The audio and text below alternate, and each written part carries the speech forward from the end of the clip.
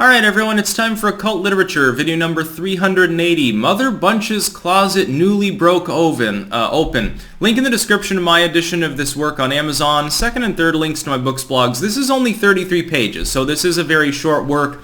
As far as the literary history angle of my occult editing, this is one of the most important works that I've ever actually edited.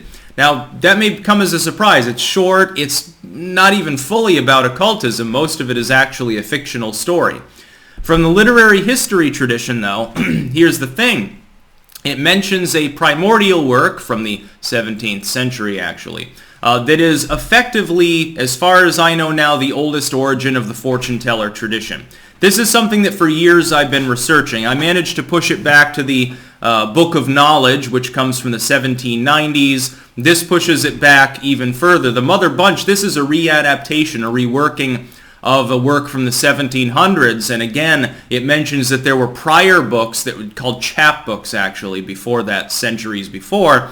And it tells the tale of a Mother Bunch that appears to have spawned the Norwood Gypsy story, or they might have spawned separately and been semi-intertwined, because if you look at the Salem witch trial proceedings, you'll find that a Norwood Gypsy is actually mentioned there as having had various astrological and divinatory powers over in Europe, and that magic had been studied by someone who took it back to the United States, the pre-United States, the Americas. Actually, in Salem, that had been mentioned. Tituba probably would have been aware of this. Of course, she was from the Caribbean region. There is a more magical tradition there. It would have been conceived of as devilish by the other people in that community. We know that there was divination going on. The basic gist is that part of it is a story. It's about Mother Bunch's interactions with various young people, especially giving them effectively marital advice, simple charms to determine who they'll marry, telling them about, facial shapes and hair color and stuff, what that portended in a marriage. Talks about the lucky and unlucky days to get married, to court, and so forth. This later gets adapted in other fortune tellers to more general charms and luck. So it's no longer just about marriage and courtship. It expands to your work, the manner of dress, what days you should do anything. It's almost like you have extra Sabbaths, actually. And things of that, healing, certainly herbals and herbal lore get wrapped up in this tradition. Dream interpretation is another big one. You'd see it absent in these works. It didn't exist yet as a system in these fortune-telling traditions. So this work is a readaptation of, in turn, technically a partial adaptation, or plagiarism, if you will, in some cases with the fortune tellers, of the oldest work that I've ever seen referenced, which is an English work that dates to several centuries before this was written.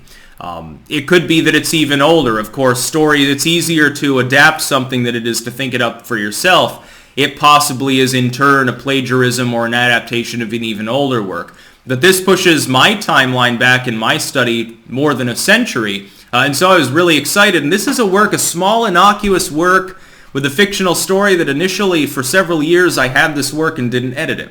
I'm very, very glad I finally got to it. And it is a fortune teller. It contains the same kind of lore, simple charms and tricks, often dealing with holy days, often dealing with things that appear to have been in part lifted from the Petit Albert, actually, which is possible even though this doesn't come from the French cycle. So it is a good work.